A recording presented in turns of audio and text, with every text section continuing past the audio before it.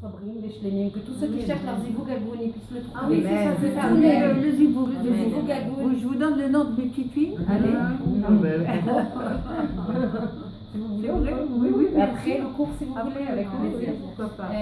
Que tous nos enfants soient Meïrim Batora, qu'ils soient des Talmidei Chachamim, et qu'ils puissent, grâce à leur mérite, rapprocher la Géoula avec nous, Bezrat Hashem, et que tous ceux qui ont des problèmes de Shalom Bayit, que ça soit la paix dans la maison et qu'on puisse faire résider les beaucoup dans nos maisons. Bezrat C'est la Hashem. Géoula de Ben Ishraï. Nachon, donc par le mérite de Ben Ishraï, voilà, Ishraï, qu'on puisse avoir mérité la Géoula. Bezrat Hashem,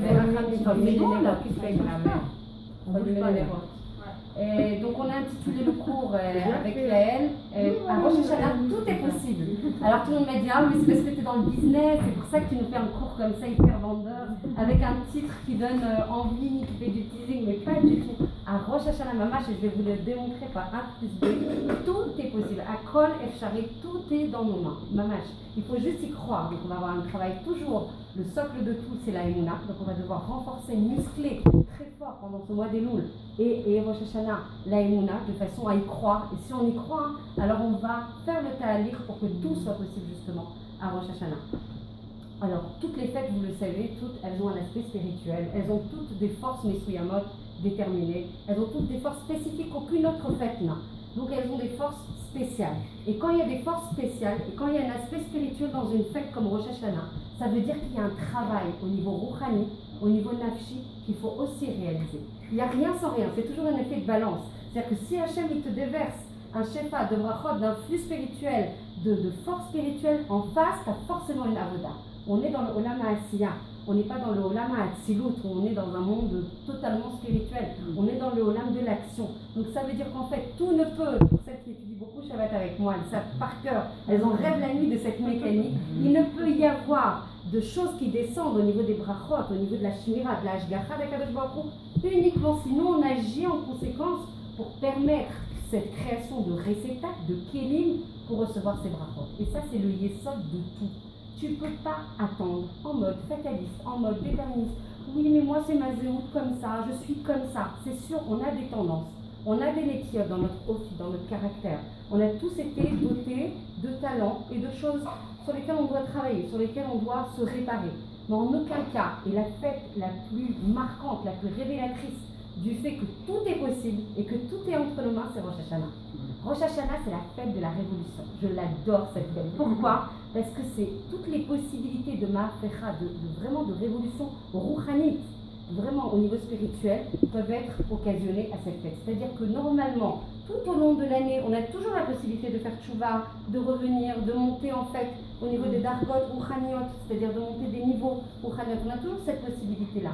Mais alors à Rosh Hashanah et à Elul, en Achana de Rosh Hashanah, donc en préparation de Rosh Hashanah, mais on peut avoir une accélération drastique, une transformation extrêmement profonde de notre intérieur, de notre personnalité. Encore faut-il, et on va parler de tous les prérequis, qu'est-ce qu'il faut pour y arriver, parce que c'est ça le but, l'objectif c'est très pragmatique le cours, c'est comment on arrive à Rosh Hashanah le mieux préparé possible, comment on utilise au mieux les forces potentielles qui sont contenues dans cette fête, quels sont les kélim qu'on doit mettre à disposition pour y arriver, de façon à profiter, à optimiser, et pas que dans les plats super bons qu'on va préparer, mais nous, comment on se remplit, comment on prend des forces de toute cette fête qui va être très dense, 3 jours, donc 2 jours de Rosh Hashanah et 1 jour de Shabbat.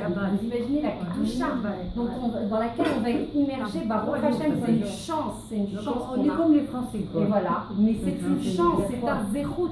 Si on sait bien l'utiliser, c'est un shefa de Kedusha. On est entouré, mais vraiment protégé. Il faut le voir vraiment comme un attrait. Nous, on le voit en disant, mon Dieu, mais quel messerut nefesh pour préparer tout ça. On va préparer tout ça. Combien on peut manger, combien on peut recevoir, combien. À un moment, il faut être... Ça fait longtemps qu'on n'avait pas eu 3 jours. Mais là, c'est pas pour rien. Il n'y a rien. 2 ans. C'est vrai que ça avait longtemps. Ouais, il y a 2 ans, 3 ans. Il n'y a rien qui arrive bémécré. Si ça tombe comme ça, c'est qu'il y a une isdamnout en fait, de se concentrer, de se concentrer, de se purifier, de se raffiner, d'être encore plus en dvekout avec Akadosh Baruch Hu. Donc s'il nous faut ce temps messouyam pour y arriver, c'est pas pour rien. Donc si il y a eu cette conjugaison de facteurs qui fait qu'on a 3 jours, parce que c'est un cadeau d'Akadosh Baruch Hu. Elle ne savait que c'était une matana. Encore faut-il être suffisamment, comme disait Karine, en Achana avant. On ne peut pas arriver à Rosh Hashanah en disant Rosh Hashanah c'est un jour magique, c'est un jour spécial, je vais en profiter au maximum. Mais tu n'as rien fait avant. Alors c'est sûr qu'on est tous sollicités, et par le boulot, et par les enfants. On est tous dans une période de retour à la shigra, donc à nos habitudes, etc., très dense. Donc c'est sûr que pour arriver à se préparer, j'ai fait un cours là-dessus, Baruch Hashem, et qui a fait beaucoup réagir, c'est investissez sur le Limud Torah. Pour arriver à une tchouva, il faut investir sur le Limud Torah, il faut investir sur la tfila pour arriver à ce processus de tchouva. Ce Limud, en fait, il est essentiel. Et les femmes, on est beaucoup mévatées là-dessus, parce qu'on n'a pas le temps. C'est pas qu'on veut pas, on adore étudier. C'est juste qu'il faut avoir le temps à investir, il faut avoir le chéquette aussi, avec les enfants qui tournent dans tous les sens. Voilà.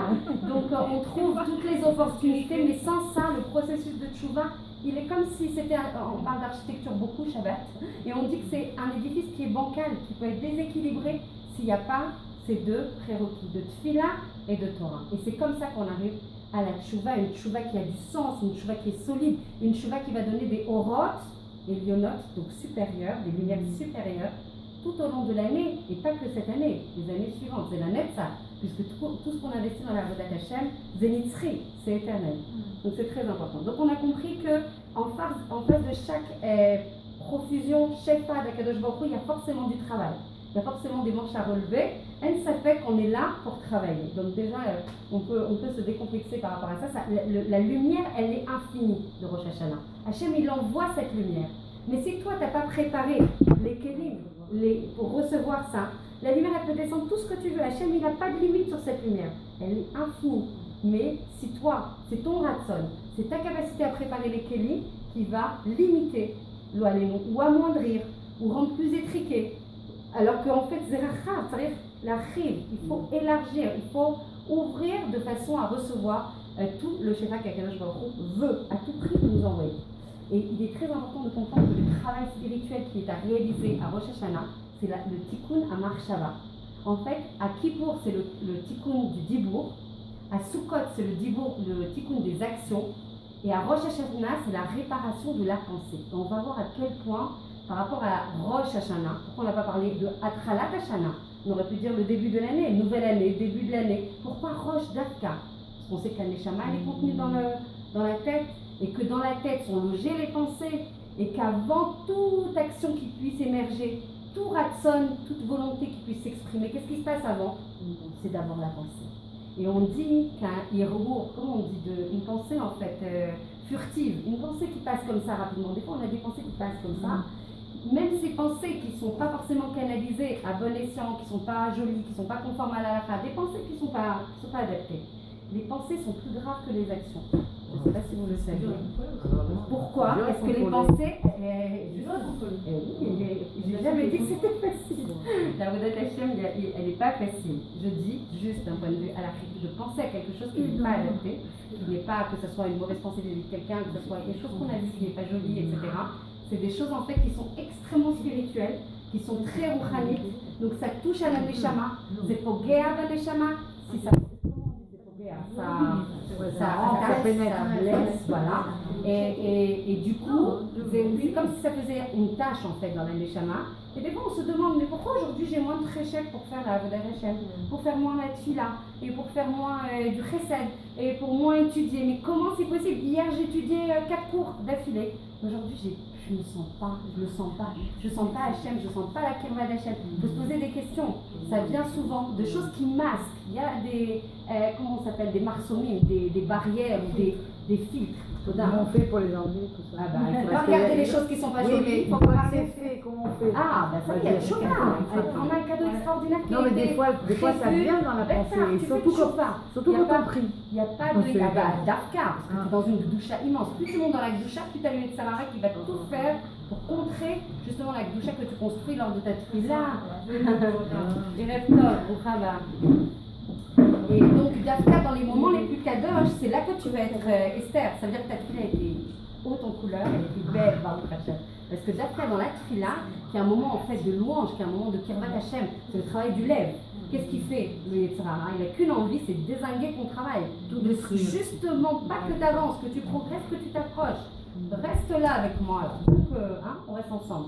Et Dafka, toi, tu dois te ressaisir. Il n'y a pas de Yehush. Dans notre Yadout, il n'y a pas de désespoir. On a fait quelque chose qui n'est pas adapté, on a la possibilité de faire tchouva. Et sur toutes les choses. Après, il y a des ta'alichim différents selon la nature des fautes, etc. Mais il y a toujours une capacité à faire tchouva. Et c'est vraiment le inyan du cours ce soir. Et on dit en fait que pendant les fêtes, les chagim de manière générale et à Rosh Hashanah en particulier, il y a moins de filtres, il y a moins de massachim, il y a moins d'écrans, il y a moins de masques.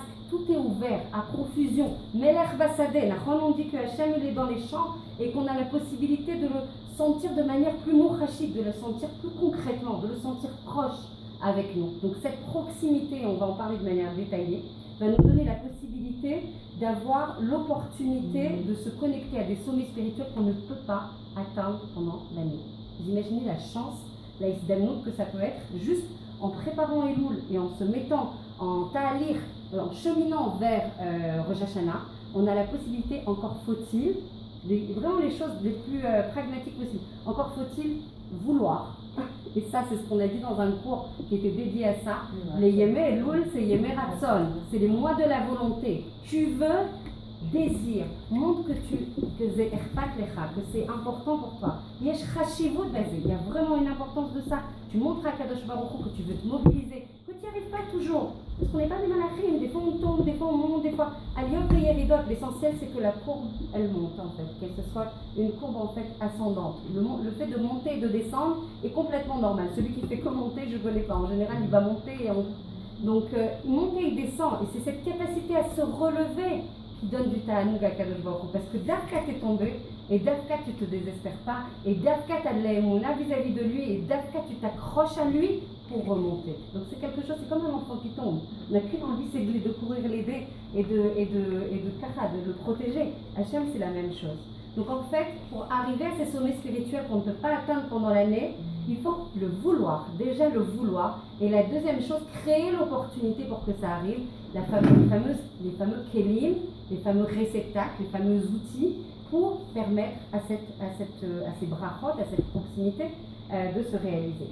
Et donc on va travailler en fait dans ce inyan de Rosh Hashanah à créer, à purifier, à raffiner les kelim. Les kelim, c'est souvent la personnalité, les traits de caractère, la capacité à se comporter vis-à-vis des autres, la capacité à la doun de kav zechut, on va en parler, c'est un inyan ikari, essentiel, central. Les kav zechut, c'est comment on dit, les kav, c'est mon fils qui me racontait les chivas, c'est la cuillère. Tu vois ce que je veux dire, c'est la, comment on appelle ça? La louche de Darava. Et bien en fait, pour trouver une personne que tu as en face, qui des fois voilà, elle te satisfait pas sur certains traits de caractère qu'elle a, et bien toi, c'est ton travail d'Afka. Si tu veux être jugé favorablement à Rosh Hashanah, c'est un point essentiel. Mida keneged mida. Et moi, combien ça me met, je peux pleurer de ça, je peux pleurer. Quand tu vois combien en notre sein, en notre peuple, avec tous déjà les mécatrégim qui sont les accusateurs qui sont déjà sur le peuple d'Israël, que nous en plus, on crée des dissensions, on crée des clivages, on crée des possibilités de mal voir le même Israël. C'est bilti efshari. Hachem, il est capable de les battre sur les trois, comment on appelle, les avérotes, les trois hamorot, et pas sur cette capacité à ne pas avoir de hardout, à cette dissension, à ces clivages, à ce lachon hara, etc. Donc le cas, c'est mon fils qui me racontait à la yeshiva, il me dit, on cherche le morceau de poulet dans le tchoul. Il me dit, avec la cave, et donc en fait ça m'a fait penser au cours, et je me disais en fait de la même manière que des fois tu vois des personnes, tu dis, c'est pas possible, comment on peut me demander de juger favorablement cette personne, je peux pas. Et en fait, tu cherches, tu dois, elle porte le Tselem Elohim, elle porte une Neshama Elokit, elle porte l'identité d'Akadosh Baruch Hu. Elle est autant ambassadrice ou ambassadeur que toi d'Akadosh Baruch Hu dans ce monde. C'est la Bat Yechida, c'est la fille unique d'Akadosh Baruch Hu. Et Hachem, il ne peut pas supporter ça. Il fuit de ça. Je dirais que tu fais quoi? Ah bon? Non, cette semaine, laisse tomber. Shabbat, depuis tout à l'heure, je me suis dit, je t'avais prévu depuis le début qu'il fallait que j'arrive ici. Je crois qu'on le fait pour nous tous. Donc, en fait, ce qui est très important à capter, mais je vais vous le dire tout au long du cours, à chaque fois j'ai pris des écouteurs, vraiment c'est très dense. Vous allez croire que c'est des notions qui sont connues et sues, mais au-delà de savoir, au-delà de savoir, il faut les intégrer dans nos trucs. C'est ça l'objectif. L'objectif, c'est de voir des notions peut-être auxquelles on est déjà sensibilisés, mais ce qui nous intéresse, c'est comment on les applique, comment on les met en œuvre, comment on arrive à rentrer dans le côté concret de l'application et comment par ce biais-là, dans cette application, on se rapproche, parce que c'est ça l'objectif ultime, c'est la dvékout avec Akadosh Baruch Hu. Comment on se colle à lui, blé, nituk, sans intermédiaire, sans déconnexion. Donc c'est très important. Donc c'est lumière, c'est Orot et Yonim qu'on va récupérer à Rosh Hashanah et qu'on récupère déjà en Elul, si on se prépare bien. Et ben, c'est des choses qui vont nous accompagner tout au long de l'année et les années suivantes. Donc c'est des choses qui ne sont pas limitées dans le temps. Parce qu'Hachem, il n'a pas d'espace-temps, il n'a pas d'espace géographique. Tout est infini chez lui, d'accord? Donc les aurores qu'on va recevoir, elles sont de même nature. Les lumières qu'on reçoit d'Akadosh Baruch Hu sont des choses infinies. Il n'y a pas de limite. Ça veut dire que tu peux demander, là tu peux ouvrir les comptes vraiment et demander tout ce dont tu as envie. Pourquoi se restreindre? Pétard. Tu peux... Ben oui, mais non, mais déjà en Elul, avant de démarrer là. Ben bien sûr. L'objectif de Rosh Hashanah, c'est de proclamer la royauté d'Akadosh Baruch Hu. Non, mais d'accord. Mais une fois que tu proclames la royauté d'Akadosh Baruch Hu, pour le servir, pour proclamer la royauté d'Akadosh Baruch Hu, il faut que toi, tu sois un ambassadeur qui soit conforme à ce qu'il souhaite. Donc bien sûr que l'objectif le plus ultime, c'est de proclamer la Malchut Shamaim pendant Rosh Hashanah. Mais encore une fois, si nous, on n'est pas prêts, en tant que personne, en tant que réceptacle pour recevoir cette lumière d'Akadosh Baruch Hu qui est extrêmement dense, intense, mais vraiment à profusion, si toi tu n'es pas prêt, si on n'a pas les kélim pour recevoir ça, que ce soit au niveau des midot, au niveau en fait de notre yachas avec les autres, etc., il n'y aura pas de lumière. Et s'il n'y a pas de lumière, tu peux proclamer ce que tu veux conceptuellement. Il faut que toi aussi tu sois animé, il faut que toi aussi tu sois purifié, il faut toi aussi que tu sois raffiné pour pouvoir proclamer. C'est ça un Eved Hashem. Un Eved Hashem, c'est pas je me proclame un Eved Hashem, c'est conceptuel. Ce qu'il faut, non, mais j'essaye de, vraiment, c'est une très bonne question. C'est Eved Hashem, c'est quelqu'un qui porte vraiment le projet d'Hashem, la tachlit d'Hashem, son ambition, qui est shutaf, qui est associé. Pour être associé, c'est quoi être associé d'Akadosh Baruch Hu? Et c'est une responsabilité immense. Des fois, on se dit un petit peu tech pour dire bon, pendant 24 heures, je ne suis pas associé, juste laissez-moi un petit peu respirer. C'est vrai, c'est des fois très responsabilisant, mais combien c'est beau, parce que du coup, en fait, on porte l'identité, on représente Akadosh Baruch Hu, et du coup, on a la possibilité, on dit qu'on doit tendre vers ces midot, donc de plus en plus tendre vers ces midot. C'est un travail de l'année, ça. C'est un travail toute l'année, mais Dafka, c'est spécifique, et Mimeyuchad, en Elul, d'ailleurs, tous les cours en ce moment, et on va démarrer, Blineber, Bezrat Hashem, si Hashem nous donne les forces, on va démarrer sur Messilat Yesharim. Parce que c'est sympa de se préparer, de dire Rosh Hashanah, c'est tellement beau, j'adore Rosh Hashanah, j'adore les Simanim, j'adore tout. Mais tu ne te purifies pas, tu ne peux pas être un Kéli Naki pour recevoir la lumière. La lumière, elle va descendre, toi, tu ne peux pas être en capacité. Tu vas croire que tu as passé une très belle fête. Mais si on veut que ça soit moïl, efficace, et si on veut que ça nous accompagne cette année et les années suivantes de manière vraiment efficiente, il faut se préparer nous-mêmes, intrinsèquement, en termes d'identité, en termes de midot, en termes de yachas vis-à-vis des autres. Donc ça, c'est le travail de Elul, et tous les cours en ce moment sur lesquels vous pouvez surfer pour ceux qui peuvent, c'est sur Messilat Yesharim, parce que c'est Dafka, tous les cours, c'est sur le travail des midot. C'est le meilleur kéli pour recevoir. C'est comme un vase. Vous avez un vase, vous savez les choses jolies qu'on met pour décorer, vous mettez des trucs jolis pour décorer, si tu mets des choses, tu vas filtrer en fait la lumière, tu vas remplir le vase, c'est certainement très joli, mais tu vas pas forcément laisser passer toute la lumière qui pourrait passer. De la même manière, si nous, on n'enlève pas les inyanim de gava, c'est-à-dire d'orgueil, de kavod, de kaas, toutes les midot en fait qui peuvent être des marsomim, des barrières, pour laisser rentrer Hachem, des manques de tsniout, il n'y a rien de pire. Le manque de tsniout, il n'y a rien de pire qui est marsom de la lumière d'Akadosh Baruch Hu. Sauf que nous, on ne s'en rend pas forcément compte. On a l'impression qu'on est au rendez-vous, on a le kissouille, on a ça va. C'est le comportement, c'est les bgadim. Les bgadim, est-ce que c'est les bonnes couleurs, est-ce que c'est les bonnes formes? Il y a du travail, il y a des halachot, c'est le travail d'une vie. On ne peut pas se dire, ça y est, moi je suis au rendez-vous sur ça, je me vis, tu sais pas. Donc il faut travailler, il faut se challenger. Et ça, c'est le Inyan de Rosh Hashanah. Ne jamais considérer que ça y est, tu es installé dans ta Avodat Hashem, c'est le Inyan de Hitrachut. On avait fait un cours là-dessus, même quand je rodais chez nous, on avait fait un cours, c'est le Ridouche, c'est la capacité à se renouveler, c'est la capacité à se challenger. C'est arrêter de penser que ça y est, comme les Soudar Bachaim chez lui, laisse-moi tranquille, ça roule. De temps en temps, je vais faire un saad vis-à-vis d'Hachem et ça ira bien, tu seras content. Non, à Rosh Hashanah, tu dois, et en Elul, à chaque fois que je dis Rosh Hashanah, ça ne peut être qu'en Elul pour arriver à Rosh Hashanah de façon suffisamment mature, préparée, en capacité à recevoir. Si on arrive comme ça, on dit, me voici Hachem, je suis prête, envoie. Ça ne peut pas se passer, ça ne peut pas. Et on va en parler de manière vraiment détaillée et c'est tirer tous les enseignements que j'ai pris, j'ai essayé de faire des choses très merkazim, vous allez voir, c'est assez dense. Et c'est tiré du Zohar et de la Kabbalah, donc on est vraiment dans le sod de Rosh Hashanah, mamash, dans le homek, dans la profondeur de la fête et de sa zénith. Donc je me posais la question, j'ai dit quand j'ai construit le cours, je me suis dit, c'est sympa de se poser des questions sur Rosh Hashanah un peu existentielles, mais c'est quoi Rosh Hashanah? À quoi ça sert? Pourquoi on avait besoin d'Afka, de Rosh Hashanah? C'est quoi l'identité et l'essence profonde, la maout de cette fête? Et là, donc c'est le Zman de Hitrachut du monde, de l'homme, on en a parlé, et on dit qu'en fonction de la Hana, de la préparation qu'on va avoir à Elul, de la façon dont on va vivre Rosh Hashanah, la couleur que tu vas mettre à Rosh Hashanah, la pureté d'intention que tu vas faire, la Avodat Hashem que tu vas faire, la Kirva que tu vas avoir vis-à-vis d'Hashem, l'enthousiasme, la Iklavot, ça va déterminer. Vous imaginez, c'est un peu, on a intérêt à bien se faire, ça détermine toute l'année, toutes les couleurs, toute la tonalité, toute l'intensité de l'année. Alors encore une fois, en Yahadout, il n'y a jamais de choses qui sont déterministes, fatalistes. Une fois que tu es kavat, tu as fixé, alors jamais tu peux revenir. Tu as toujours la possibilité de revenir. Mais il faut comprendre que ces forces, elles vont illuminer, elles vont donner une mashmaout, un sens à toute l'année. Elles donnent des vitamines à toute l'année. Alors pourquoi on a dit pourquoi c'était Atralat Hashanah et non Rosh Hashanah? Parce qu'en fait, nous à Kippour et à Sukkot, à Kippour, on veut les taken et Tadibo, d'accord? Et Sukkot, on veut les taken des actions. Pour réparer les actions, d'abord il faut les taken et ta marshava.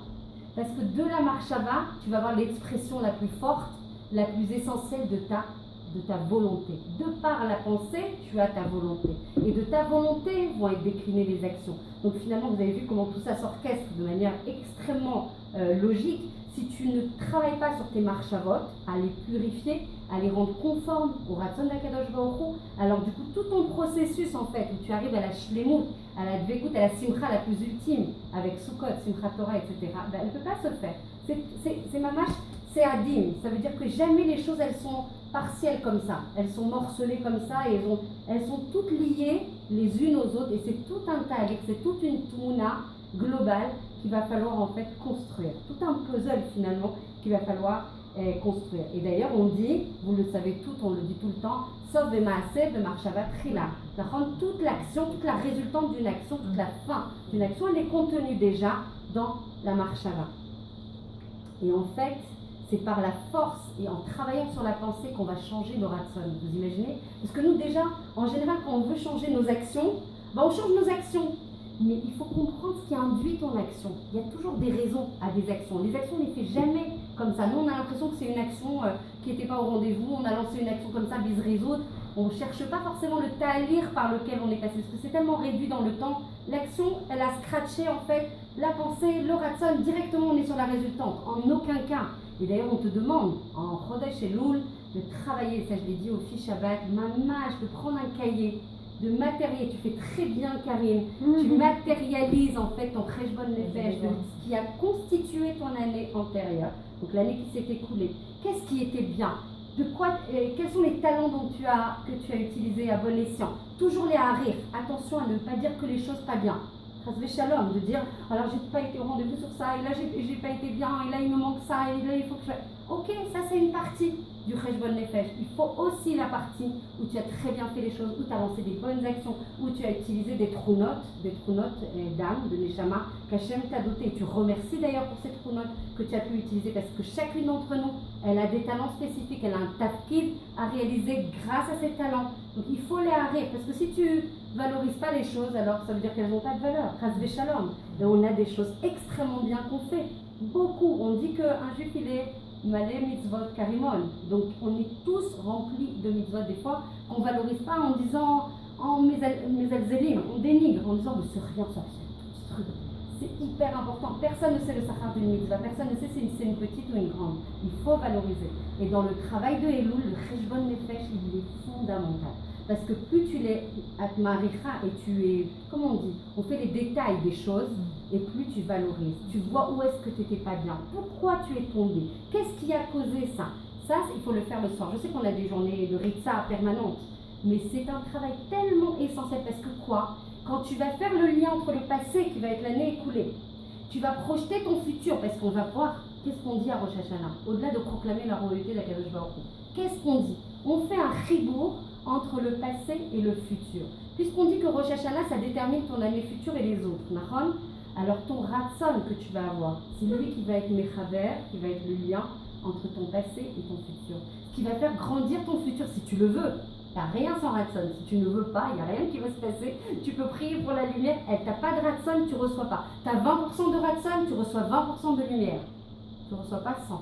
Tu reçois corrélé en fonction de ta volonté. Tout est lié à la volonté. Yemé ratson, mamash, c'est des yemé de rachamim et de din. C'est un chilouv assez ambivalent, d'ailleurs on va en parler.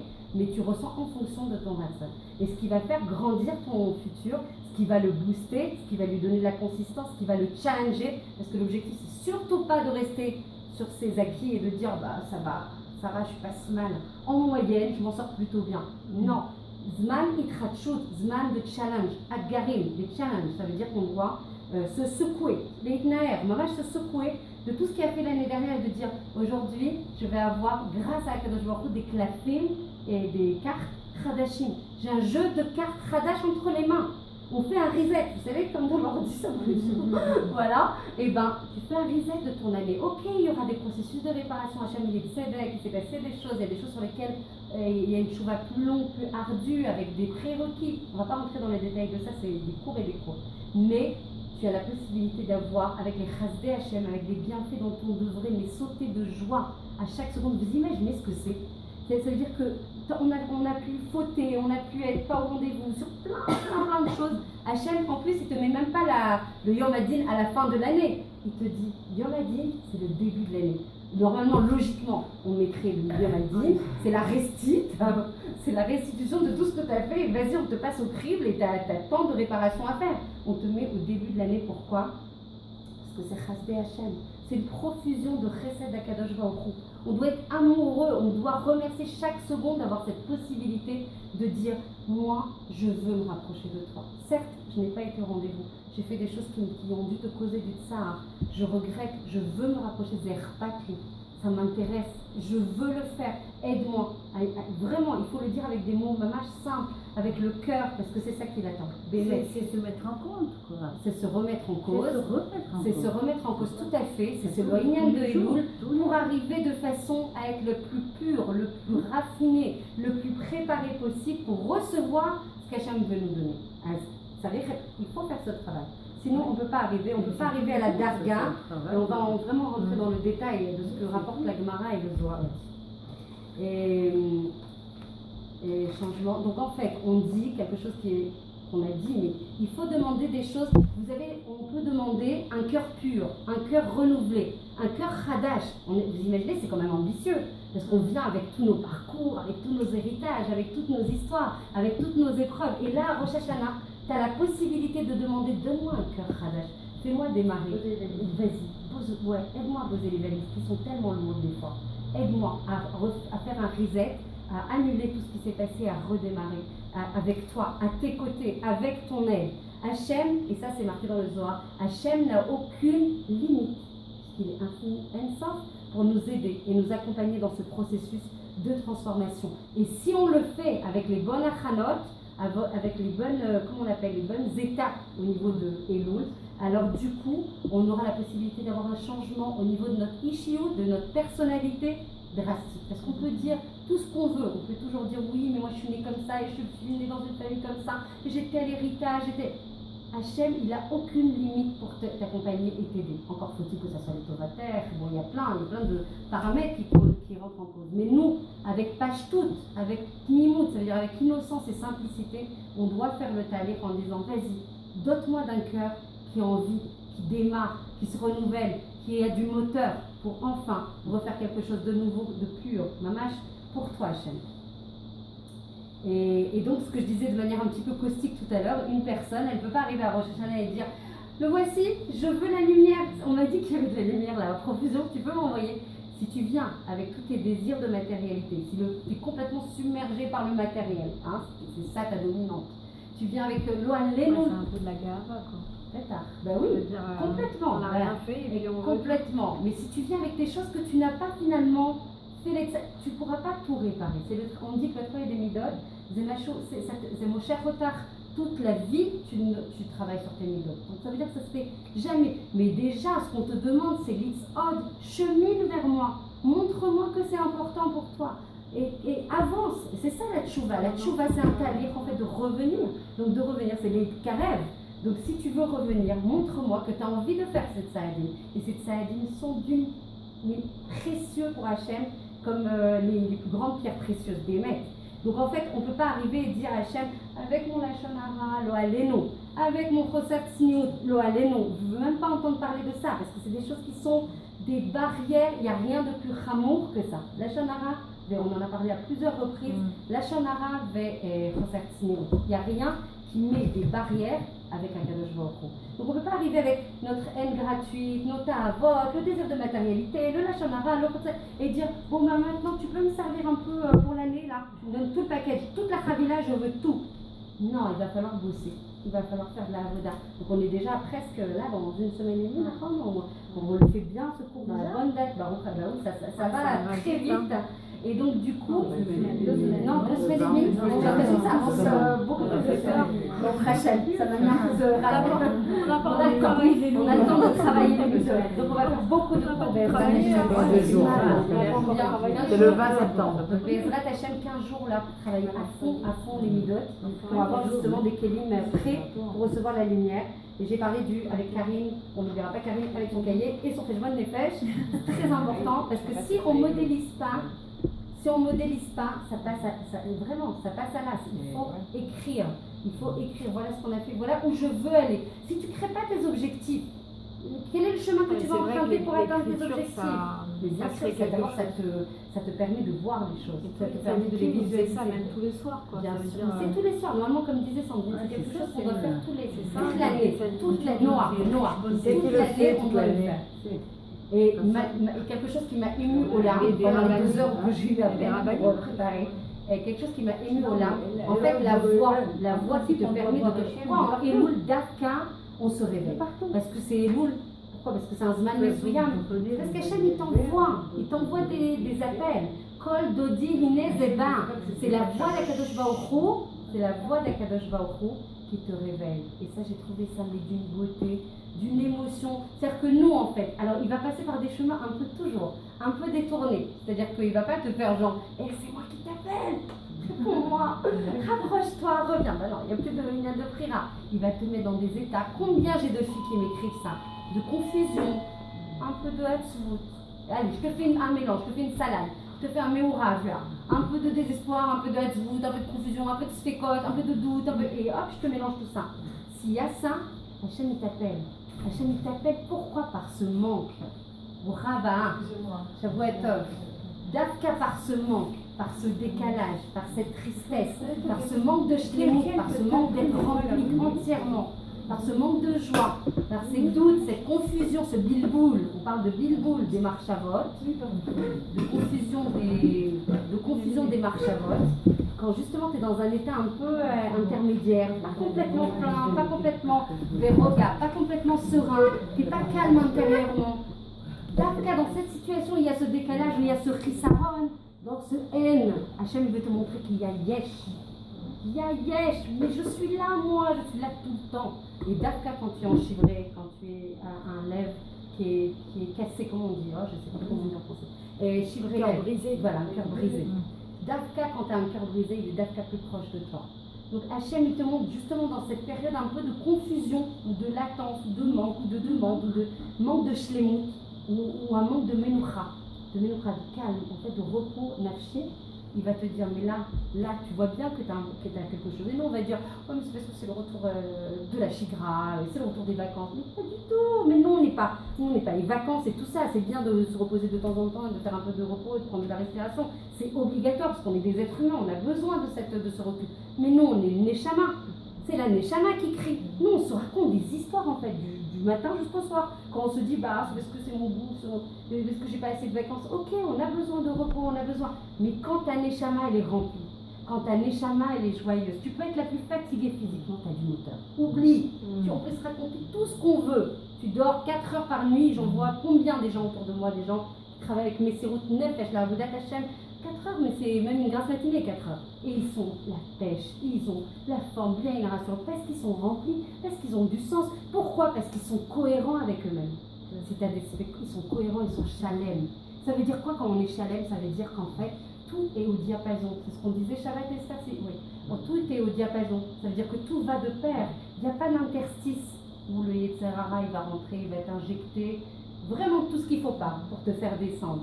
Quand tu es bien avec ta Neshama, donc toi-même, finalement, parce que tout ça, finalement, pour revenir à la Neshama, qui est notre essence, qui est notre personnalité, qui ne veut qu'être collée à Kadosh Baruch Hu. Quand tu n'as pas ce décalage, quand tu n'as pas ce Chisaron, tu es joyeuse. Quels que soient les problèmes, c'est sûr que des fois il y a des problèmes, il y a des missionnaires, Hachem il nous éprouve, il sait pourquoi il nous éprouve. À Kol et Tova, c'est dur à entendre, mais malgré tout, c'est quand ta Neshama elle est remplie, que tu as du sens. Zemosher Chotar, ça te donne un talir dans la vie, ça te donne des objectifs. Et là, le cahier, le Cheshbon Nefesh, il faut modéliser des objectifs. Qu'est-ce que je veux être? Ça peut être 4-5 objectifs, il ne faut pas écrire une liste à la Prévert. Hein. Vous écrivez 4-5 objectifs majeurs, dominants. Vous m'envoyez tout ça demain, je peux tout voir. Voilà, non mais ça, sincèrement, c'est hyper important. Si tu veux te définir une nouvelle année, il faut forcément, et que tes bakashot elles soient liées à tes objectifs vis-à-vis de la Kadosh Baruch Hu, encore faut-il les connaître. Je veux être quoi? Je veux avancer vers où?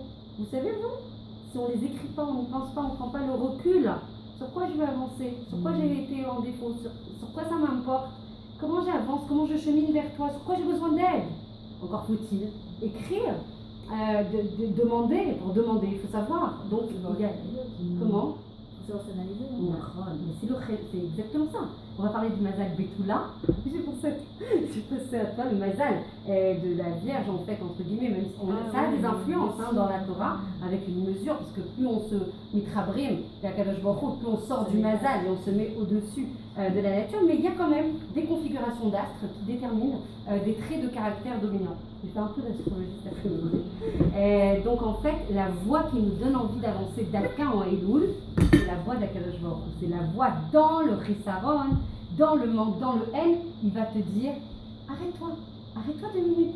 Tu vois comment t'es pas en train de courir, tu t'arrêtes parce que justement, il te manque quelque chose. Et cet arrêt sur image va te donner lieu à une réflexion. Et cette réflexion va te donner lieu à justement cette capacité à te poser la question, à t'analyser et à te poser la question, qu'est-ce que je veux pour l'année prochaine et les années suivantes. Et après, je suis tombée sur le passage de Shira Shirim. J'espère que vous lisez tout Shira Shirim Baruch Hashem, devant Adlakat Nerot. Ça, c'est un des conseils décidément ce soir. Il faut lire le hommage devant Adlakat Nerot, Shira Shirim. Pour ceux qui vont pas à la synagogue, ils font devant Adlakat Nerot. Et c'est fondamental. Il n'y a pas plus grand chant d'amour, il n'y a pas plus grande louange vis-à-vis de la Kadosh Baruch Hu que le Shira Shirim. On dit que c'est le Kodesh à Kodashim. Il n'y a pas plus grande expression. Après l'Adlakat Nerot. Alors tu fais toutes tes comment on dit, tes brachot, tes bénédictions pour tes enfants. Tu sais, vous savez, on a tous des livres pour les enfants, etc. Juste après, Mincha on l'a fait avant. Juste après, en fait, on commence Shira Shirim, c'est Mesugal, Oyeshuot, les plus. C'est pas moi qui le dis, hein. C'est le Rav Kanevski qui dit qu'il faut absolument. C'est quoi l'histoire de ta vie? Tu fais tu fais tout ce que tu veux demander de vivre. Ah, d'accord. Tu vois, comme d'habitude, mais après, moi, j'ai aussi un livre, le Yeratzon, des brachot du Béli. Quand tu fais le Yeratzon après la Katnera. Moi, je fais, moi. Moi, je fais beaucoup. Ils sont pas là, Non, mais même s'ils sont pas là, les enfants, on peut faire c'est des bénédictions de Béli Yoel, tout ça. Je bénis mes enfants. Ah oui, moi aussi, c'est ma choix. Je te parle de bénédictions spécifiques pour la pour l'élimination du choléra. Il y a plein de brachot. En tout cas, moi, j'en fais un certain nombre. Juste après que j'ai évacué ce sujet de cœur, faut lire. Maman, si j'ai quelque chose à vous dire ce soir, faites-le. c'est long, peut-être que des fois il y a des gens qui ont du mal à tout lire. C'est un premier paragraphe, un deuxième, troisième, c'est énorme, mais c'est un chant d'amour vis-à-vis de la Kadosh Baruch Hu, et on dit qu'il n'y a pas plus grand en fait que la louange que l'on fait à ce moment-là. C'est Mesougal, l'école à Yeshua. Et ça, c'est le témoignage du Rav Kanievski. Et donc, forcément, comme je suis amoureuse de ce passage, j'ai vu Ani Yeshna Velibi Kol Dodi Dofek Pitrouli Achoti Rayati Yonati Tamati. C'est ce qu'on lit en fait dans le Shirachem. Alors, c'est quoi Ani Yeshna? Je dors. Comment on peut... Alors, on dort, on est seder, on a le droit de dormir, ça fait partie du Seder Hayom, de notre organisation de la journée. Pourquoi c'est rapporté dans Shir HaShirim? En fait, on dit qu'une personne qui est en étouk, qui est en déconnexion avec Akadosh Baruch Hu, elle est considérée comme dormir, et en fait, c'est du soft, en fait, morte. Sauf qu'elle n'est pas morte au niveau physique, elle est morte au niveau nishmatique. Mais celui qui est mort au niveau nishmatique, on peut le voir vivre, s'amuser, prendre les plaisirs de ce monde, tout ce que tu veux. Il est considéré, et combien j'ai de filles qui me disent, mais alors tu vois bien, elle a l'air de sécréter, elle n'a pas de problème, et elle n'est pas du tout en Avodat Hashem, alors comment ça se fait que moi je souffre autant?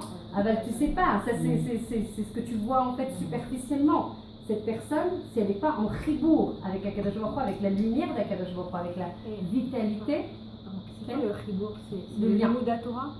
Alors là, tu m'as posé la question, tu veux un autre cours après? Non, ça veut dire quand tu parles de déconnexion. Ça veut dire, moi il y a un Rav, c'était le Rav Rosenberg, il a dit la déconnexion, c'est le Limoud Torah. Ça veut dire, comme tu disais, il y a des gens qui vivent bien, etc. Voilà, Le Limoud Torah, c'est le premier levier en fait pour les hommes pour être en chibour avec Akadosh Baruch Hu. Nous, c'est pas une prova, c'est-à-dire qu'en fait, nous, on a un zérout d'accompagner nos maris et nos garçons à étudier la Torah. C'est là où on est zakaot. Maintenant, dans la génération qui est la nôtre, où c'est une génération qui demande du sens, qui demande de l'appropriation, qui demande de l'authenticité dans la Avodat Hashem. C'est pas des enfants qui vont dire « Ah ben, qu'est-ce qu'on fait, alors on fait ». On doit, nous, être remplis, au-delà de nos mitzvot de femmes, plus largement, c'est pour ça qu'on étudie, et d'ailleurs aussi pour la Géoula, mais d'ailleurs il y aura un Yom Limoud bientôt. Bezrat Hashem, on organisera un Yom Limoud spécial pour les femmes, pour comprendre quel rôle on a, quelle responsabilité dans la Géoula, et pour nous préparer à Tishri de manière plus large, avec des rabbinim, etc. Et on communiquera bientôt Bezrat Hashem. Et du coup, le Limoud Torah, c'est la capacité à être en chibour le plus ultime pour les hommes. Pour les femmes, c'est la tzniut. On définit la tzidkout d'une femme, on dit que pour un homme tzaddik, il faut une femme tzniut. On ne dit pas une femme tzadika. La meilleure façon d'être en chibour, évidemment, c'est pas que le levouche, mais attention, c'est hyper important le levouche. Combien il y a de gens qui me disent mais on a étudié ça à Dafka Shabbat. La tzniut, c'est que chitzoni, c'est que extérieur. La chitzoniout du levouche, elle t'influence en fait ta pnimiout.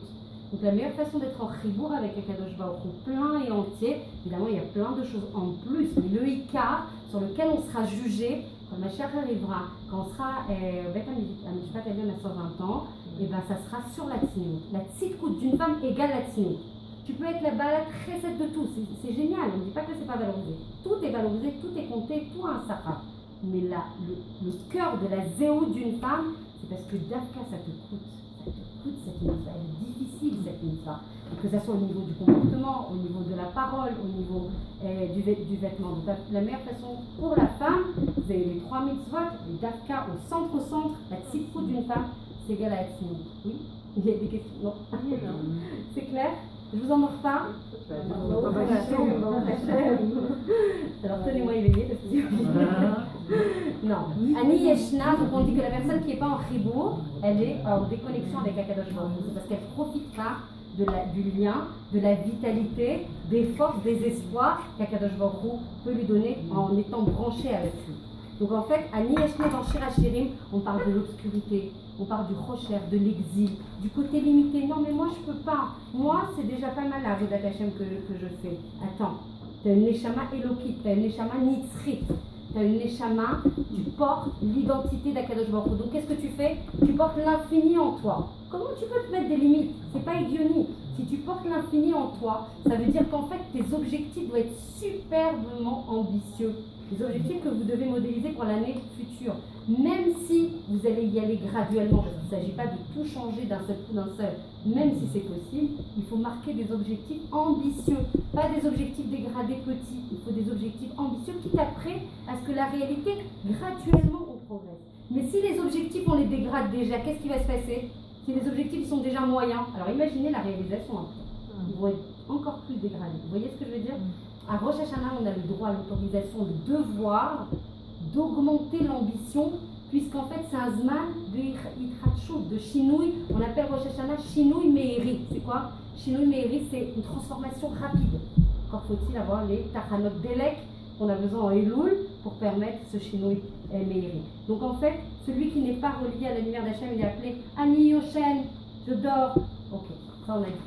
Et la nécouda d'espoir qui est très belle, c'est que malgré la petitesse, malgré les limites, malgré le côté étriqué, malgré l'obscurité, malgré la galoute, malgré tout ça, malgré les machalotes, malgré les souffrances, malgré le manque de tout, Igayon dans ce monde qui part à volo, où on le voit, il n'y a qu'à regarder ce qui se passe.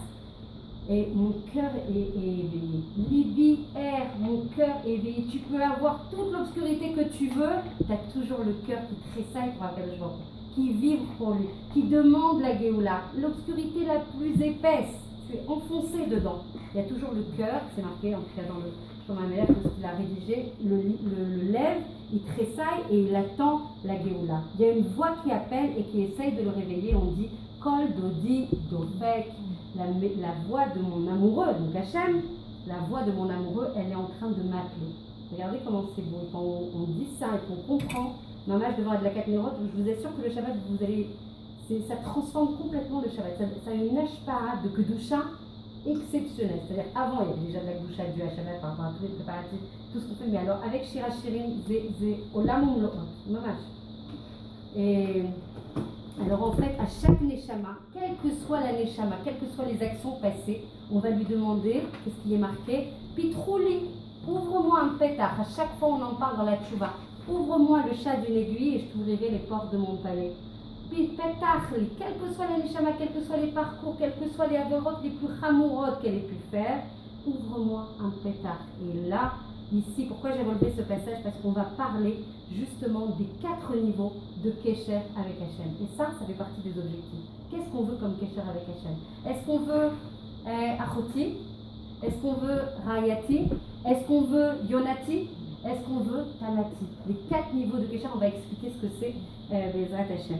Donc en fait, ce pétard, il peut être justement, Hachem, il te demande d'ouvrir ce pétard pour le laisser s'engouffrer en fait dans ta vie, pour le laisser commencer à t'apporter son influx en fait, et sa force et sa vitalité, ses espoirs, mais d'Afka dans des moments où tu comprends plus rien à rien. C'est-à-dire, écoute, là, plus Rosh Hashanah avance, il s'approche, et plus je me sens mal. Pas de problème. On devrait être plus fort, on devrait être plus animé, on devrait être plus consistant, plus outillé, puisqu'on l'étudie tellement. Et en fait, des fois, tu vas avoir une baisse de régime, tu vas avoir des spécotes, des doutes, et bien d'Afka là, Hachem, c'est lui qui est Kol Dodi Dofek. C'est moi qui t'appelle et qui te dit, si tu as tellement envie de moi, si tu es tellement gagoua, comment on dit, le languissement, tu es tellement en manque de moi, viens me chercher. Je suis là. Viens me chercher, vas-y, rapproche-toi. Comment tu vas faire? Quels sont les moyens que tu vas mettre? Quels sont les corbanotes dans ce moment où on attend avec impatience le Beth Amikdash? Quels sont les sacrifices de toi, de ton cœur, de tes tripes que tu vas m'apporter pour arriver à me toucher? On sait que quand on s'éloigne d'Akadosh Baruch Hu, un jour, lui, il s'éloigne 2 jours. Vous savez? Donc, il vaut mieux pas s'éloigner parce qu'après le travail il est un peu long, mais tout est possible. Donc en fait, il te dit, je suis capable d'être avec toi, de t'accompagner, de te donner toutes les possibilités pour y arriver.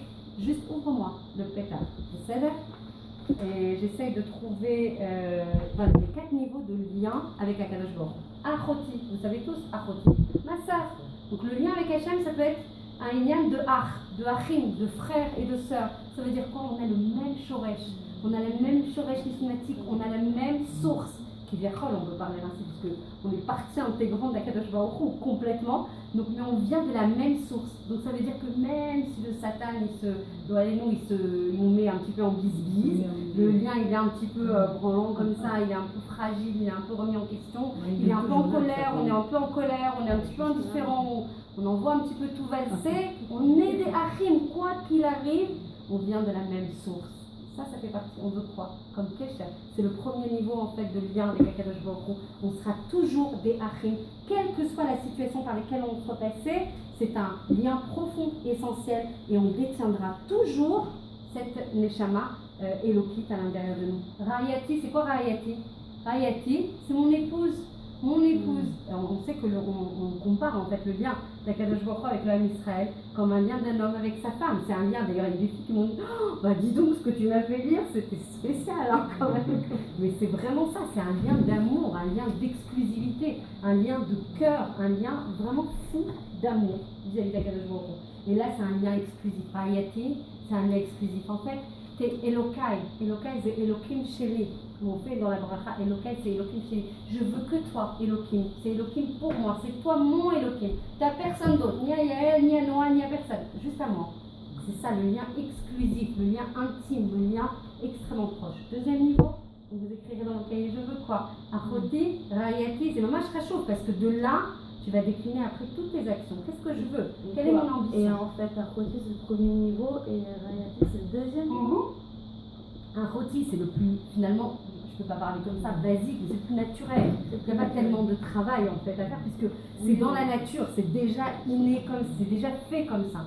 Alors que Rayati, l'exclusivité, l'intimité, la voûte, le lien d'amour et tout ça, ça se construit. Ça ne peut pas se faire comme ça. Ça se construit dans le temps, ça se nourrit, ça apporte des choses en face de ce que lui t'apporte, etc., etc. Donc deuxième niveau, on monte, on continue à monter. Allez, Yonati, vous savez c'est quoi Yonati? Yona, c'est la colombe. Vous les voyez sur le côté des fois? C'est des symboles très forts, très très forts. C'est des animaux extrêmement fidèles. Il n'y a pas de trahison possible avec la Yona, avec la colombe. C'est des animaux qui ne trahissent pas leur conjoint, qui croient en leur shlichut, qui croient en leur tafki dans ce monde et qui vont tout faire pour réaliser leur mission sur Terre. Ça veut dire qu'une Tikva, une Valérie, une Yael, etc. Quelles que soient les missionnaires qui vont aller, donc on ne veut pas et on veut ni les souffrances, ni leur sahar, on veut que de la menoucha, que de la brio d'Ezrat Hashem. Mais si ça arrive, on sait qu'on est là pour un tafki spécifique, on sait qu'on est là pour servir à Kadosh Baruch Hu, quel que soit le matzah qui sera proposé dans cette vie qui n'est que temporaire, qui n'est que limitée, qui n'est qu'un corridor avant d'arriver à la vie nisrite, qui est la vraie vie. Alors là, on sait qu'on est les émanotes, on est vraiment construite dans notre émouna vis-à-vis d'Akadosh Baruch Hu pour dire de toute façon je sais que je suis là pour te servir. Quoi qu'il arrive, je resterai fidèle et je ne te lâcherai pas.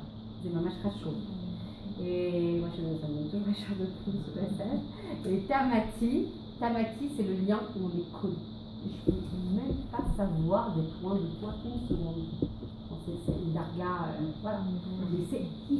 C'est pas grave. Si c'est quelque chose, n'ayez pas peur de mettre des choses ambitieuses. Parce qu'encore une fois, c'est un ta'alir. Ça va pas se faire en claquant des doigts. C'est pas un neder. Attention, je veux être Tamati. T'as pas fait de neder. J'ai l'ambition, j'ai cet enthousiasme, j'ai ce désir ardent pour être collé à toi. Je veux un lien chaleur avec toi.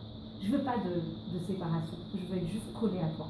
Et je vous assure que ceux qui sont... Moi, j'aimerais, excusez-moi, vous demander la recette de ça. Ah oui, je peux vous la donner dans un cours qu'on peut organiser. C'est un cours... Je sais qu'on doit voir chez Matouboutchan, mais il y a de la recette quand même. Il y a tout à fait un mode opératoire. Alors c'est des cours et des cours, mais l'essentiel, on a parlé déjà pour les femmes, parce que c'est ce qui nous concerne, nous, c'est déjà la tsniout et la capacité à être tsnoua dans les vêtements, dans la parole, dans le comportement. Attention, combien on est très, comment on dit, on est bécalo, un peu, merci, négligent dans les relations sociales. Les relations professionnelles, attention. On a fait 40 jours de halachot. Alors là, je les ressors. 40 jours de halachot, Baruch Hashem, qui sont en train de passer d'ailleurs sur Torah Box. On a fait vraiment une étude suivie sur la tsniout, tellement c'est le cœur, le focal pour une femme. Attention aux relations sociales, aux relations professionnelles, au dibour, même dans une synagogue. Dans une synagogue, tu sors, t'as un kidouche et tout, t'as un homme, l'ami d'une copine qui vient te parler de la réserve, de la distance. C'est ça le kavod d'une bâtisse Israël. Attention à ne pas, de termida et kara, les charrets, rigoler, rapprocher, les blagues. Il y a des tonnes de halachot. Et c'est méconnu. Il y a plein de gens qui ne considèrent pas ça que c'est de la tsniout. C'est des choses tramourotes. D'attendre son mari comme ça dans le lobby de la synagogue. Combien quand j'ai appris ça, ça m'a figé sur place, je ne veux plus sortir. Déjà, je n'y vais pas parce que ma fille, elle dort très tard le samedi matin. Mais avant, vraiment, c'est très quoi. On se met tous ensemble dans la même knissa, les uns ils se touchent, les autres ils se collent. Dans les autres... choules, ils te Oui, je disent sais, mais de je sais pas. sortir avant. Bien sûr, bêtard. Donc aller nous les ça, ils savoir. ont très bien fait. C'est pas toujours le cas. Je te dis les choses qui peuvent être le mode opératoire pour être en connexion. Ne pas regarder des choses. Alors nous, on a l'impression qu'on voit une série, on les compresse, on voit des khadashot. Oui, c'est important de se mettre tout ce que tu vois, tout ce que tu parles, tout ce que tu écoutes. Ça te crée comment on appelle regarde un neshama. Ça touche ta neshama, ça crée un obstacle dans ta neshama. Donc ça veut dire tout ce qu'on a étudié ça beaucoup au Shabbat, tous les chalonim, nachon, c'est un ketem, et toutes les chalonotes en fait qui sont ouvertes à l'extérieur, elles doivent être kdoshot. Hachem il veut qu'on soit un am kadosh, kdoshim tiyu, am kadosh tiyu. Donc ça veut dire qu'on doit être un peuple, mamlechet kohanim. Vous imaginez les ambitions? Quand nous on parle de ça, mais regardez, on doit être une mamlechet, une royauté de prêtres. Vous imaginez où c'est la darga et où, sans yéhouch, sans désespoir, là, mais où on doit cheminer pour arriver à être en connexion. Et puis le travail de la Emouna, quel que soit ce qui va t'arriver dans la journée, le prendre à Kol Tova avec le chiyur en disant je sais qu'Hachem, c'est le sort. Le Rambam il dit que la première mitzvah, c'est le yesod de tout. Sans quoi il n'y a rien qui peut exister. Tu peux faire la avodat d'Hachem que tu veux, toutes les mitzvot que tu veux, tous les chassadim que tu veux. Si tu n'as pas la Emouna, Nimamina, Bekol Matzav, tous les matzavim que je vais connaître dans ma vie, ils sont les tovati. Comment, quand il y a des souffrances aussi horribles, quand il y a des assonautes aussi horribles, on arrive malgré tout à dépasser une darga. Souvent d'ailleurs ceux qui sont éprouvés, on dit qu'ils sont les plus aimés, c'est très dur à entendre, les plus aimés d'Akadosh Baruch Hu. On dit que c'est des baisers d'amour. Alors certes on ne les demande pas, on ne demande pas encore une fois leur sachar, mais Hachem il éprouve ceux qu'il aime. Parce que quoi? Parce qu'on a beaucoup étudié encore une fois, ceux qui m'ont suivi sur les Gilgulim, sur les réincarnations. Nous on a une photo à l'instant T, aujourd'hui, je suis Tigva avec seules les bouches de corps et c'est tout ça. Mais c'est pas moi ça, c'est pas moi, c'est ma neshama Tigva. Donc en fait tout ça c'est que de l'habillage, c'est un morceau de steak en fait qu'on fait des fois on retire sur la plage, pas trop bien d'ailleurs, mais c'est vraiment important, je suis très crue quand je dis ça, mais c'est volontaire. Attention à ne pas se méprendre, ça veut dire que nous on a une fissa extrêmement partielle, extrêmement morcelée, extrêmement chelkit. Hachem il a pas d'espace-temps, il n'a pas d'espace physique, donc lui il dépasse, il transcende tous ces phénomènes de lévouche de corps de Tikva en 2010 et Tikva il y a on ne sait pas d'où on vient, on ne sait pas quel parcours on a. Il y en a qui se souviennent par des bribes et tout ça. Et c'est là que le travail de l'humain commence. Quand d'Afka, tu ne comprends rien à rien. Et tu te dis, attends, celui-là, tu fais tout ce qu'il peut pour avancer, pour les caresses, pour donner de la mission. D'Afka, c'est lui qui est éprouvé. Mais il est où le Higayon? C'est d'Afka là qu'Hachem t'attend. C'est parce qu'il n'y a pas de Higayon. S'il y avait du Higayon, alors il n'y a pas de Inyan de Prira, il n'y a pas de Inyan de Emouna. D'Afka la Hachem, il attend et te donnera les cochotes. Encore faut-il toujours le même principe de base. Si tu as la Emouna, et tu as la Emouna qui a collé Tova, même quand c'est le plus dur, et Hachem il sait que c'est dur. Hachem, on n'est pas des malachim, on est des êtres humains. D'Afka il te donnera les cochotes parce qu'il est tzedek. Il ne faut pas oublier cette mida de tzidkout d'Akadosh Baruch Hu. Hachem il est chesed, mais il est tzedek, ça veut dire qu'il ne peut pas te donner quelque chose que tu ne pourras pas surmonter. Tu as en toi le gisement de force, de potentiel. Ah bah ça reste les shtamesh. Combien il y a de gens qui ont un potentiel endormi. Ils te disent ah, ça va, j'ai déjà fait tout ce que j'ai pu. Qui te dit que tu as utilisé? C'était la question qu'on a posée Shabbat. Esther, c'est qui te dit qu'on a utilisé le maximum de notre potentiel? Alors la question ne doit pas se poser sur ce sens, parce que dans ces cas-là, tu ne sauras jamais quel potentiel. Le but, c'est d'avancer. Avance et tu révéleras justement ton potentiel. Tamati, donc c'est le lien le plus chalem, le plus davouk, le plus... Pourquoi on demanderait en dessous? On demande le maximum. Demandons le maximum et cheminons en fait pour arriver en fait à cet objectif. Voilà.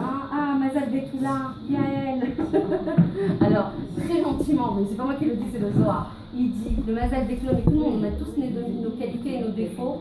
Le Mazal Betula, il a des qualités immenses qui sont en fait la Vierge. Le signe de la Vierge n'est pas élu. On parle de Mazal, c'est astrologique. Voilà. Donc ça, c'est la caractéristique en fait du mois des Louls. C'est le Mazal qui est... c'est la Vierge. Non? Toi aussi, t'es des Louls? Non, ben non.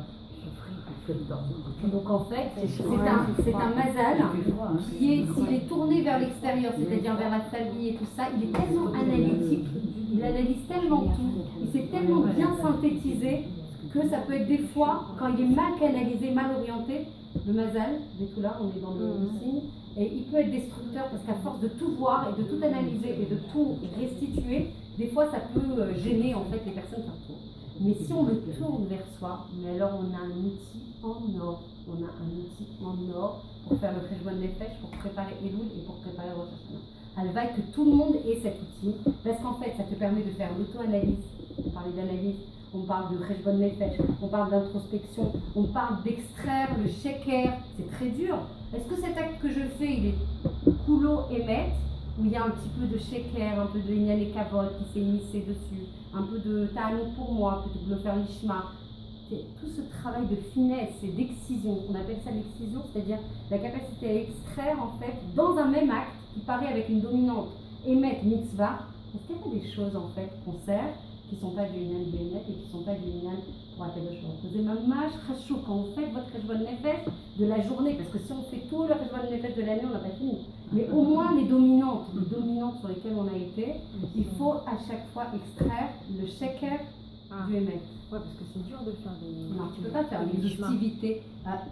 L'objectif, c'est de toujours, tu sais quoi, décorer. Parce qu'à chaque fois, on se dit, mais c'est tellement ambitieux, comment on y arrive? Ça peut démotiver. En fait, l'objectif, c'est de dire, mon ambition, elle est là, elle est 100. Par contre, moi, je suis à 60. Mon objectif, c'est de monter à 70. Mais mon objectif, jamais édulcorer ou dénaturer la cible. Si tu enlèves, tu amoindris ta cible. Comment on dit en Tunisie, je ne sais pas, moi je ne suis pas tunisienne, mais rien pour la c'est mort. Il faut monter, booster l'ambition et l'objectif. Et après, au niveau de ton principe de réalité, tu n'as pas demandé d'être un malheur, tu as demandé l'X-Od, on t'a demandé comme un soulam. Mon fils il disait ça à Shabbat, tu dois prendre appui pour monter l'échelon comme une échelle. Tu prends appui pour monter en fait l'échelon supérieur, etc., etc. Mais ne dégrade pas. Vous savez quoi? En fait, ça crée du tsar à Hachem. Le fait on dit que les principaux exils avant le Mashiach, c'est l'exil du Nefesh. Rabbi Nachman de Breslev avait dit c'est l'exil du Nefesh parce qu'on se voit comme des petits. On n'arrête pas de nous parler de dirdour de génération, genre la descente des générations. On nous dit qu'on est des petits sur les épaules des géants. Mais les petits sur les épaules des géants, ils voient loin, ils voient grand. Ils voient ambitieux, on porte la Neshama d'Akadosh Baruch Hu. Quoi? On est les ambassadeurs, on doit être un royaume de prêtres, on doit être les Shutafim, on est le canal de transmission de la volonté d'Hachem dans ce monde et on va avoir une petitesse dans la vue, dans la tchouva, dans l'ambition. C'est bilti efshari. On ne peut pas accepter ça. Donc Hachem, ça lui crée parce que ça veut dire quoi? C'est ça mon peuple, le peuple nifra, le peuple élu. Et ils se voient comme des petits. C'est eux qui doivent être le réceptacle de toute la lumière que moi j'envoie via Israël pour la diffuser sur l'humanité tout entière. Et ce Yom Halimoud Bezrat Hashem qu'on va monter le 17, je sais que c'est Messirut Nefesh, mais je vous assure, on va faire 4-5 cours, toujours Messirut Nefesh de toute façon, 4-5 cours le dimanche d'affilée avec des grands rabbinim sur la place de la femme, sur la conscience que doit avoir la femme dans l'avènement du Mashiach. C'est énorme comme sujet. Parce qu'en fait, on se limite nous-mêmes. Peut-être que si on élargissait un peu notre point de vue, on se donnait en fait de la consistance. C'est pas un lien de Gahava, c'est une question de prendre conscience de ses forces. En sortie d'Égypte, c'est les femmes qui ont permis en fait la Géoula. On dit que la sortie d'Égypte, et cette Géoula, ça sera l'exacte réplique. Alors on attend quoi? Qu'un jour ça se fasse? On attend quoi? Qu'on croise les bras et qu'un jour Hachem il va les bien envoyer? Ou on va se mettre en action pour permettre cet avènement? Et c'est cette mobilisation qu'on veut essayer de faire. Les Bezrat Hashem, d'ailleurs, vous êtes toutes être mobilisées pour diffuser et qu'on soit toutes associées dans ce Yom Limoud très important. Et je finis. Quelle heure il est, s'il vous plaît? 18h. Ah, ok. Allez, maman, je finis sur quelque chose qui va vous réveiller un peu. Vous êtes bien réveillés? Mais ça va pas, je vais être moins copine. Je vais être moins copine. Le problème, j'ai mis problème. Le problème, c'est tout ça, c'est génial, c'est très beau. Vous parliez de mode opératoire. Oui, c'est la recette, donc on va organiser Bezrat Hashem. C'est quoi la recette avec Dvouka et Bezrat Hashem? Le problème, c'est qu'on ne veut pas forcément changer. Des fois, on ne veut pas changer. Des fois, ça fait peur. Des fois, on est immobilisé. Et puis, qu'est-ce que ça va devenir, moi, avec tous ces changements? Est-ce que je vais me reconnaître? Est-ce que je vais savoir m'assumer? Et puis le regard des autres. Et puis ça va me projeter dans des choses. Est-ce que je pourrais les tenir, ces choses-là? Arrêtons de se raconter des histoires. On se raconte des histoires. En tout cas, les Yetzirara, ils racontent de très jolies histoires. Mais en aucun cas, c'est la vérité. On a un sheker. C'est le monde du mensonge. Aujourd'hui, nous, on ne doit pas se dire la totsa de tout ça, c'est que je vais réussir, le résultat de tout ça. Moi, je ne suis pas maîtresse de ce qui va être sorti de ces actions. Moi, ce qu'on me demande, ce qu'Hachem me demande, Hachem, il me demande de faire ma ishtadlout pour y arriver. Déjà de le vouloir. Le travail de Rosh Hashanah, c'est de vouloir. Pas de prédestiner, attends, imagine, je projette ça et si j'y arrive pas, qu'est-ce qui va m'arriver? Je vais me sentir en mode échec, j'ai peur et tout ça. T'as pas demandé ça. Toi, tu n'es pas dans la mélacha uniquement. Tu n'es pas là pour finir la mélacha. Toi, tu dois faire ta ishtadlout et cheminer. C'est pas ton problème. Depuis quand toi, tu es Hachem, pour savoir comment ça va sortir, on n'est pas notre... On est dans la ishtadlout de la volonté. La ishtadlout de la volonté, c'est de se dire, moi je fais ma partie du travail, moi je veux, moi j'ai cette rachivout pour moi. Maintenant que ça sorte, que je réussisse ou que je réussisse pas. Cette année ou l'année d'après, zéinyan acher.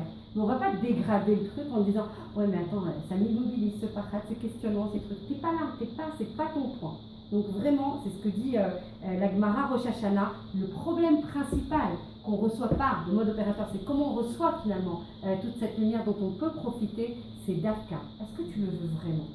Tu veux quoi vraiment? De toi dans le futur? Comment tu le fais grandir ton futur? Comment tu le fais booster? Quels sont les outils dont tu as besoin? De quelle aide tu as besoin? Si tu n'es pas en bac achat, vous avez d'achat, machin, ne peux pas t'envoyer tout comme ça. Une Khavila en te disant pour toi, chacun il a des besoins spécifiques, chacun il a un talir spécifique. Donc déjà se poser la question dans le Cheshbon Nefesh, une question en fait vraiment en filigrane de tout le processus de Cheshbon Nefesh, c'est je le veux vraiment ou je me mens à moi-même? Parce que des fois on vous dit ouais je veux faire tchouva. Ah ouais? Vas-y montre-moi. Tu es capable de mettre quoi sur la table? Parce que c'est ça la volonté. La volonté c'est de se dire moi je veux ça. On a dit ça, c'était la première écoute du cours. J'ai un influx spirituel, j'ai des forces Messouyamot qui arrivent à Rosh Hashanah. Je mets quoi en face comme avoda? Jamais ça arrivera sans avoda et sans que nous, on apporte des choses en face. En davar kazé. Il n'y a rien de gratuit. Hachem, il nous donne, c'est pour ça qu'il y a des gens qui me disent ouais, t'as vu combien on a de mitzvot à faire? C'est lourd, faire tout ça, tout le cédérayom, mais c'est contraignant. Hachem, Dafka, il n'a pas voulu te donner un cadeau chinam. Parce que quand on a un cadeau chinam, on est redevable à la personne. Là, il te rend zakai. C'est toi qui as travaillé et qui as eu, grâce à ce travail, la possibilité d'avoir ton sachar par rapport à ces mitzvot. De la même manière, tu veux recevoir les forces de Rosh Hashanah, tu ne peux pas arriver en disant « Je suis là, je suis prête, allez, envoie la sauce », entre guillemets. Ce n'est pas du tout possible. Ça va être forcément quelque chose qu'il va falloir travailler. Et donc, il y a quelque chose qui a été rapporté, vraiment des mécoudotes très importants. 20% du ratson, 20% de lumière. Vous entendez? Gardez ça. Ne pensez pas avoir ça 20%, pensez 100% de ratson, 100% de lumière. On n'arrive pas à Rosh Hashanah, évidemment, avec une tête superficielle. On ne fait pas des piquets quand on arrive dans un Beth Mishpat. C'est Yom Hadin, Yom Hadin, c'est le jour du jugement. Tu n'arrives pas le jour dans un Beth Mishpat en faisant des blagues. À des copines en disant « Oh, t'as un joli truc, c'est trop sympa ». Des fois, par méconnaissance, on va se raconter des futilités, des puérilités, des choses qui ne sont absolument pas au rendez-vous. D'ailleurs, il faut remplir l'après-midi de Rosh Hashanah, on va monter les télévis, il faut monter la hauteur spirituelle de ces jours. Absolument pas les basses bêches. Chaque seconde, elle est comptée. C'est celle qui va influer toute ton année. Donc, tu as intérêt à booster un point. Oui. Non, si je m'excuse, mais il va falloir que je... D'accord, comme vous pouvez. C'est vrai qu'on a démarré beaucoup plus tard que prévu, donc moi j'avais fait une durée... Et il faut passer, il y a vraiment un point important, il faut passer de Mekabel à Mashpia. Mekabel, c'est-à-dire que même si toi tu n'es pas zoché en tant que récepteur, tu reçois plein de chassadim d'Hachem, plein de bienfaits d'Akadosh Baruch Hu. Tu reçois la Neshima, la Reya, la capacité d'entendre, combien on a étudié ça Shabbat, on en reçoit tout ça. Mais des fois, tu n'es pas méritant. Au-delà de ça, tu fais des choses qui ne sont pas conformes. Tu dois, pour faire la balance, même si toi, tu as des choses que tu fais pas bien et que tu n'es pas zakai par rapport à ça, c'est-à-dire méritant, tu dois être mashpia. À Rosh Hashanah, une des mécoudas vraiment, vraiment cruciales, c'est de passer du statut de mekabel, récepteur, à mashpia, influenceur. Ça veut dire quoi? Ça veut dire que même si toi, tu ne fais pas toujours tout bien, tu n'es pas au rendez-vous sur tout, quand tu es mashpia, quand tu influences les gens à faire des choses qui sont cohérentes avec le Ratzon d'Hachem. Qu'est-ce qui va se passer quand vous influencez, quand tu montes un cours, vous montez un cours, d'accord? Vous influencez des gens qui vont entendre des trucs, qui vont pouvoir mettre en place des choses, etc. Eux-mêmes vont vous remonter, eux, leur mérite, eux, ils vont avoir du mérite, et vous aussi. Vous, c'est ce qu'on appelle le Zikouï Arabim. Quand on organise en fait un kénès de femmes comme ça, chaque femme qui va faire quelque chose par rapport à ce cours, non seulement la femme, elle est zakaïte, elle est méritante, mais tout le mérite, il va remonter à l'organisatrice, aux organisatrices en fait du cours, qui vont pouvoir aussi mériter. Donc la transformation, vraiment, une Nekuda, il ne faut pas partir sans celle-là. La Nekuda, on est dans un Onam Asiya, on est acting, on est des gens en action, on n'est pas des gens en réception. Il faut changer le statut. Je ne sais pas comment on appelle ça dans le statut dans web. Il y a un statut, il faut changer, enlever récepteur, mettre influenceur. Donc, et ça va booster. Même si tu n'es pas Zakai, toi-même, dans tes propres actions, si tu ouvres le débat en influençant avec des projets, c'est ça Karine, en montant des projets, et bien quand on monte des projets, on met en place des choses, alors le flux en fait de mérite, il va être forcément boosté. Et l'année prochaine, attends, j'entends juste, je finis juste la synthèse parce que sinon, voilà. Pour Rosh Hashanah, c'est vraiment pour 2 minutes. Hein. Et donc c'est des tachanot bélek, c'est comme des compaissances en fait. On a une possibilité de se brancher avec plein de composants des souyamés. Il faut les prendre, c'est vraiment comme des branchements, comme une compaisance où tu prends en fait ces vaccins, si on peut parler ainsi, pendant toutes les années qui vont se découler. En fait, on dit que Rosh Hashanah c'est comme la graine, et toute l'année en fait c'est l'arbre fruitier. L'arbre fruitier, il était contenu dans la graine. Toute l'année, elle est contenue dans Rosh Hashanah. Vous imaginez, Yeshar Likos, vous savez qu'il ne faut pas du tout s'énerver Rosh Hashanah. Très important parce que cette mida de Kaas, mida Kenegad Mida, il y a un effet miroir de Kadosh Baruch Hu. Allez-nous en Kaas. C'est un écouda comme ça à part, mais vraiment, même si les enfants ils vont tout faire pour comme ça nous chahuter, il ne faut absolument pas être en Kaas. Très important, 3 Sfarim vont être ouverts. Le livre de Tzadikim, le livre des Bénonim, le livre des Rechaïm. C'est toi qui décides.